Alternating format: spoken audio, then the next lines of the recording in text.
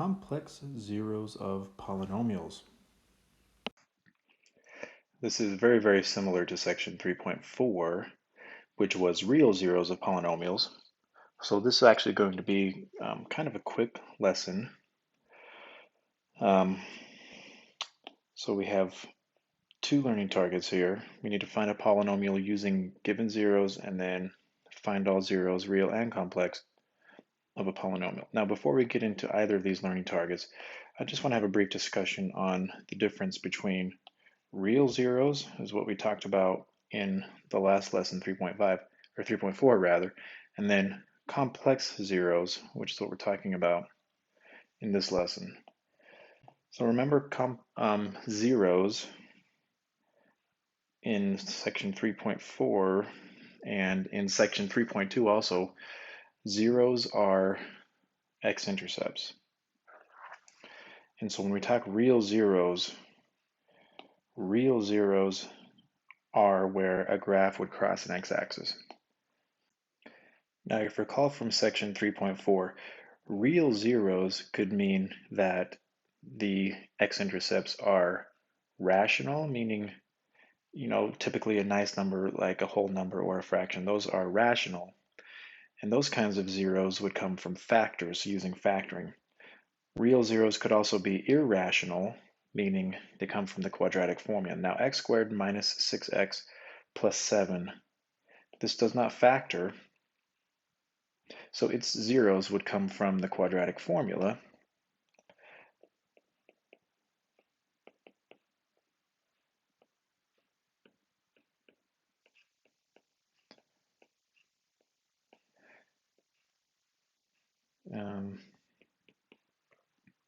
So then we have 6 plus or minus 36 minus 28 is 8.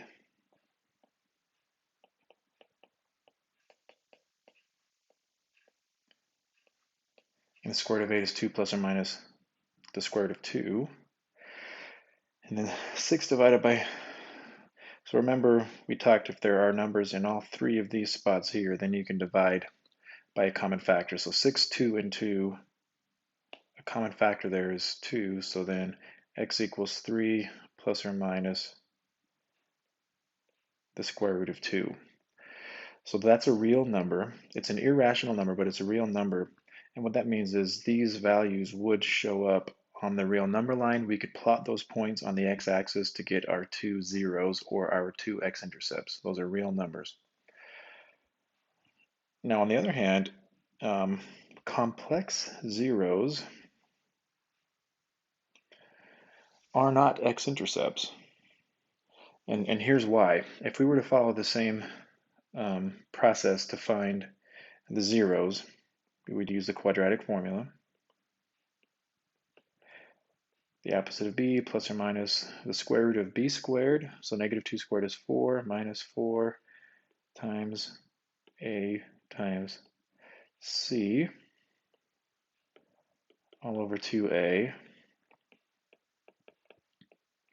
Now we have 4 minus 16, which is negative 12. So now all of a sudden we have the square root of a negative value. And if you remember from Math 1010, the only way you can square root negative values is if you use imaginary numbers. The square root of a negative 12 is 2 plus or minus I times the square root of 12 over 2. And the square root of 12 is the square root of 4 times 3, which is the square root of 4 times the square root of 3, and the square root of 4 is 2. So it's 2 root 3, which means this is 2 plus or minus 2i square roots of 3 all over 2. And then since we have a number here, here, and here, again, that's the only time you can simplify these is if you have a number in all three spots.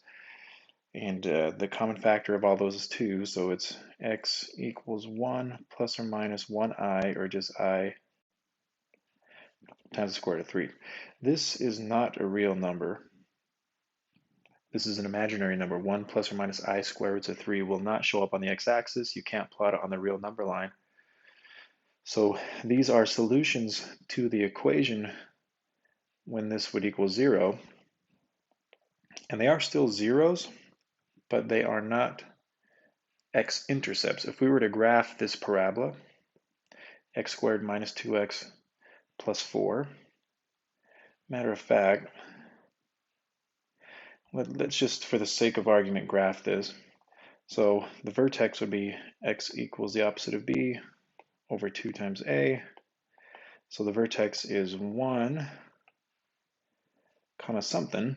And to find out the y value here, we plug in the 1 into the function. So 1 squared minus 2 times 1 plus 4 is 1 minus 2 plus 4. So that's 3. So the vertex is 1, comma 3, and it's facing up. So the graph would look something like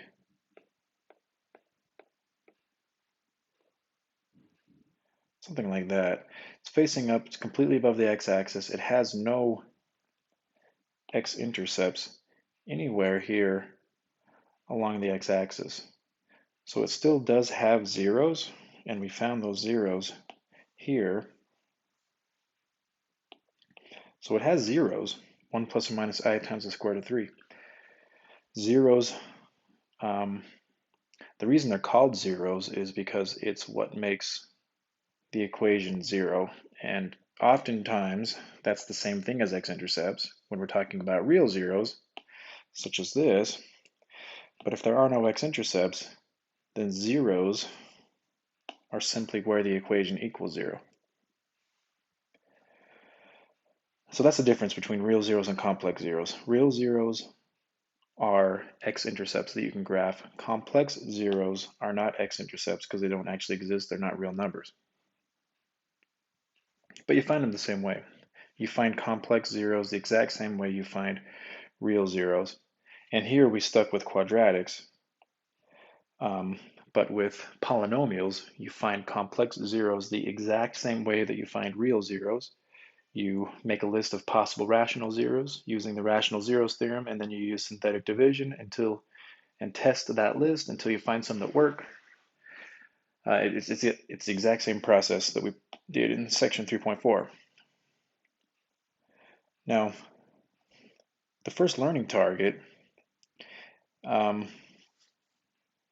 isn't actually finding the zeros yet. We'll save that for the second learning target.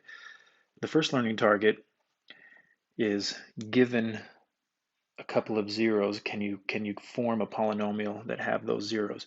One thing we need though is something called the complex, is this notion that complex zeros come in what are called conjugate pairs. And this is important. What that means is, for example, if you know that you have a zero of the polynomial of x equals 2 plus 3i, then automatically 2 minus 3i is also a zero. And here's why. If you have complex zeros, then they would come from this process here. They would come from the quadratic formula, resulting in a pair of complex zeros with a plus or a minus. So you will never have just one complex zeros. They're always going to come in a conjugate pair with a plus or a minus, just like this. And so this theorem is just saying that complex zeros always come in conjugate pairs. The reason you need to know that is it's quite common in a problem like this. So find a polynomial that is degree 3. Now right there, degree 3 means we should have 3 zeros. The number of zeros is equal to the degree. So if this is degree 3, we need 3 zeros in order to have 3 factors, and then we multiply those 3 factors together to get the polynomial.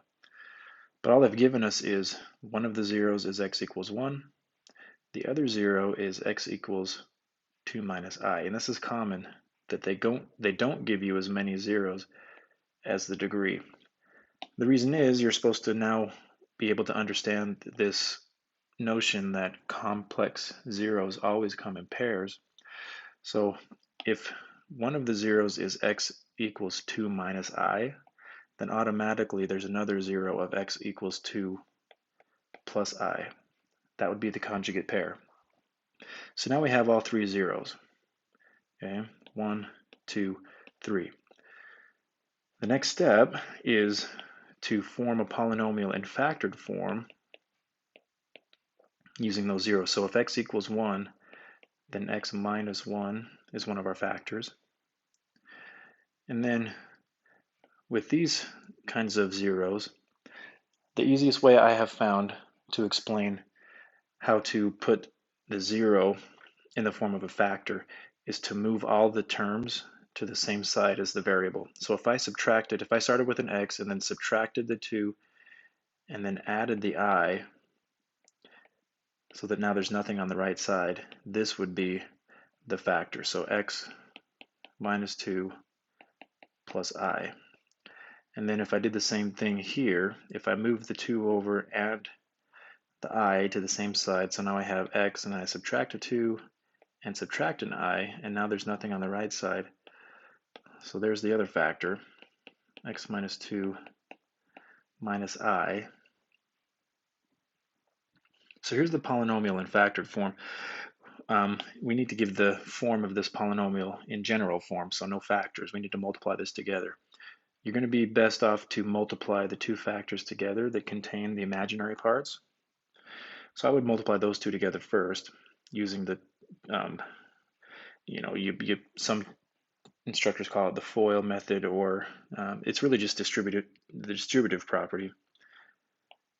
So we're going to multiply x times x, x times negative 2, and x times negative I. So that's going to be x squared minus 2x minus ix.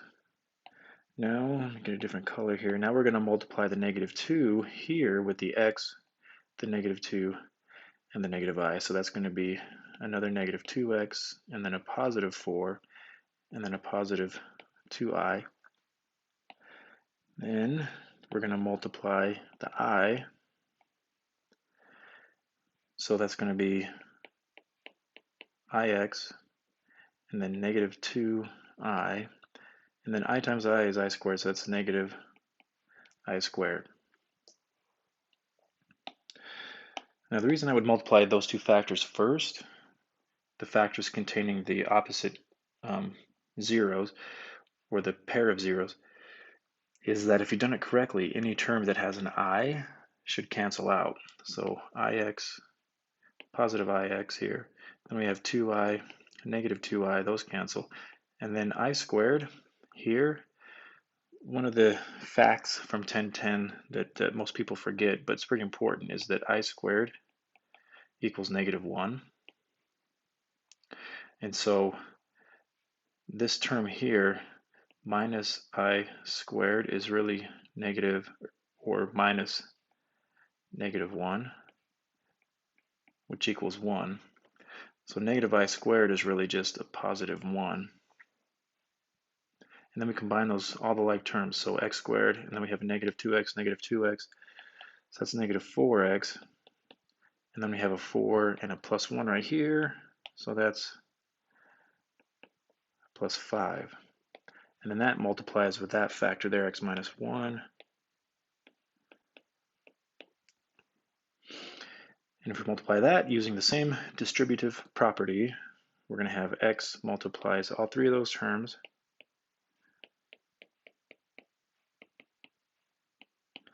And then negative 1 multiplies all three of those terms.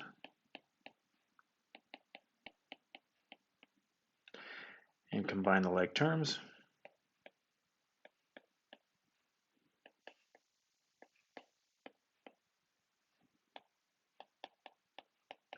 And there's our polynomial.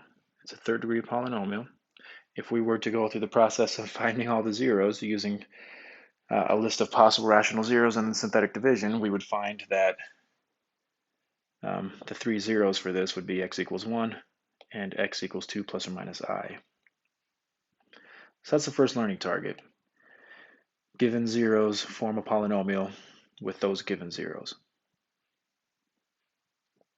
Okay, now the last learning target, or the second one, find all the zeros of the polynomial. This is where the technique is no different than what we talked about in lesson 3.4. Now the only difference though is at the very end when we're finding those last zeros using the quadratic formula, we may have complex zeros that have an imaginary number I. So this is going to start the same way. Step 1 is to make a list of possible rational zeros using the rational zeros theorem. So remember, factors for P come from here, factors for Q come from right there.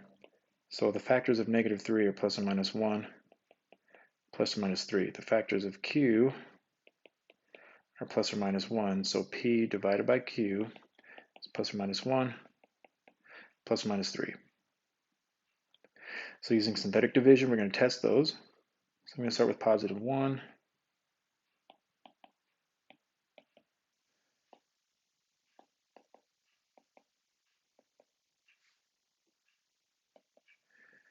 Okay, doesn't look like that worked. We can try -1.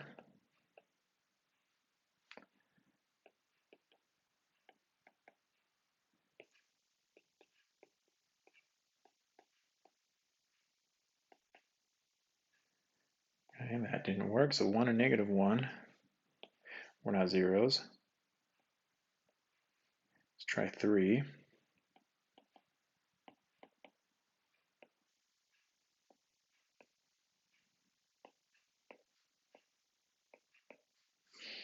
Okay, so we have a remainder of 0, which means x equals 3 is one of our zeros. So x minus 3 is the factor. This quotient here is the other factor. So that's x squared, and then we have a 0x. So x squared plus 0x plus 1, or simply x squared plus 1. So here's the polynomial in partial factored form. And once we have the quotient as a quadratic expression, we can either factor it or use the quadratic formula. Now x squared plus 1 does not factor, so we're going to use the quadratic formula. So x equals the opposite of b, where b is 0. So x equals 0 plus or minus the square root of b squared, which is 0 minus 4 times a times c all over 2a. So we have simply plus or minus the square root of -4 over 2. The square root of -4 is plus or minus 2i over 2, which is plus or minus I. Now, another option in this particular case, I do recommend quadratic formula for most quadratic expressions that don't factor. Again, if the quadratic expression does not factor, quadratic formula is going to be what you use 95% of the time. If you have, however, a quadratic expression like this, where the middle term is missing, we have the quadratic term and we have the constant, but there's no middle term, there's no b term. If that's the case, then you can also solve this without the quadratic formula by simply setting the expression equal to 0 and creating an equation. If you subtract 1 on both sides and then square root, you have plus or minus the square root of -1. And by definition, the square root of -1 is I, so x equals plus or minus I. This technique only works if you have a quadratic expression with no b term, no term in the middle. Other than that, you're going to use the quadratic formula. But either way, we get the same pair of zeros. We get x equals plus or minus I, and we had x equals 3. So the three zeros for this are x equals 3 and x equals plus or minus I. And this is the process for finding all zeros, both real and complex. See, 3 is a real zero, so that would actually be an x-intercept if we were to graph this function. But these are complex zeros, so those would not be x-intercepts when we graph the function. Okay, one more. We've got a fourth degree now, but it's the same process. We need to make a list of possible rational zeros, so we need p and q. P, remember, comes from here, so that's plus or minus 1, plus or minus 3. Q comes from the leading coefficient, so that's plus or minus 1. So factors of p divided by plus or minus 1 is going to be p divided by q, which is just plus or minus 1 and plus or minus 3. So starting with 1.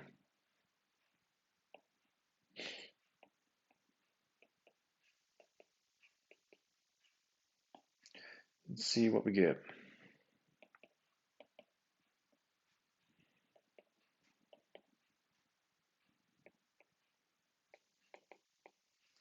Okay, so 1 did not work.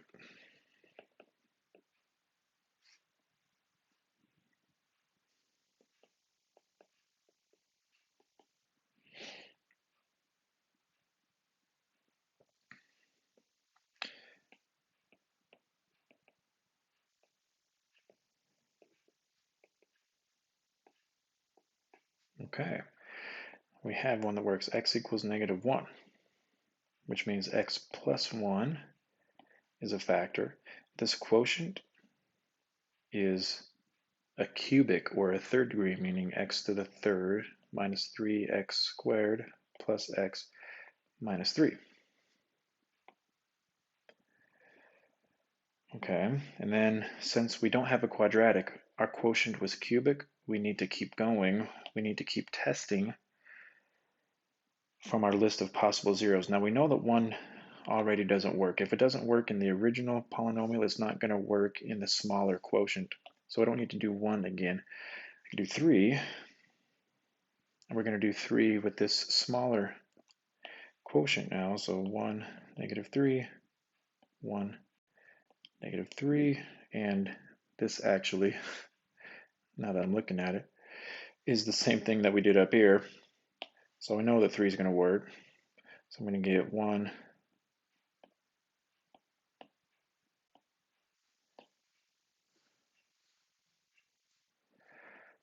so again, this is x squared plus 1 is the quotient. This factor here is going to be x minus 3, and then the factor we found at the beginning here was x plus 1.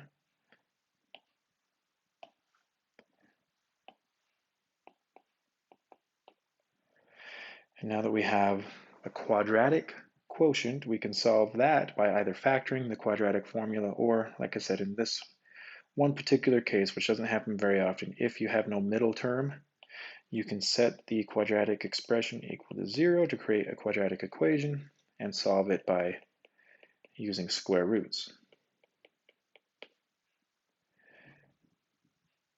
So then the zeros are x equals negative 1, x equals 3, and x equals plus or minus I.